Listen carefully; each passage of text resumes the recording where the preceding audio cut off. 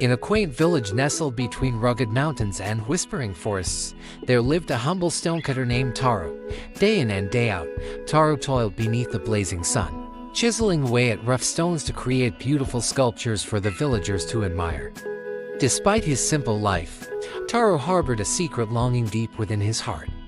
He yearned for power and status, believing that only then would he be truly happy and fulfilled. Daydreams of wealth and influence filled his mind as he worked, distracting him from the beauty of the present moment. One hot summer's day, as Taro hammered away at a stubborn piece of rock, he heard the distant sound of trumpets and drums.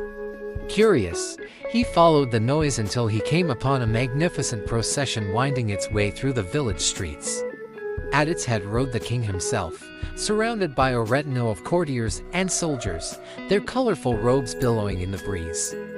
Envious of the king's power and prestige, Taro whispered a fervent wish to the heavens above. "Oh, how I wish I were as mighty as the king himself," he exclaimed, his voice tinged with longing. To his astonishment, his wish was granted in an instant. In the blink of an eye, Taro found himself transformed into a powerful ruler, seated upon a magnificent throne adorned with jewels and gold. His heart swelled with pride as he surveyed his kingdom, the once distant dream of power now a reality.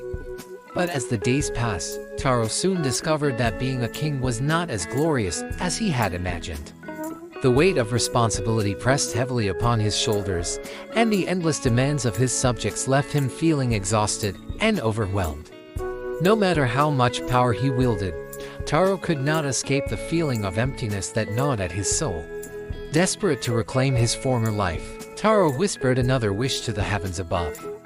"Oh, how I wish to be a stonecutter once more," he pleaded, his voice filled with regret. Once again, his wish was granted, and Taro found himself back in his humble workshop, the sound of hammer on stone echoing through the air. But this time, something had changed within him. As he chiseled away at the rough rock, Taro felt a newfound sense of contentment wash over him. He realized that true happiness could not be found in power or status, but in the simple joys of everyday life.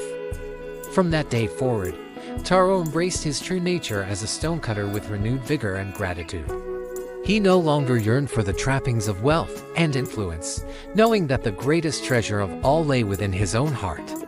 And though he may have been just a simple stonecutter in the eyes of the world, Taro knew that he was richer and more powerful than any king could ever be, for he had found peace and acceptance of his true self.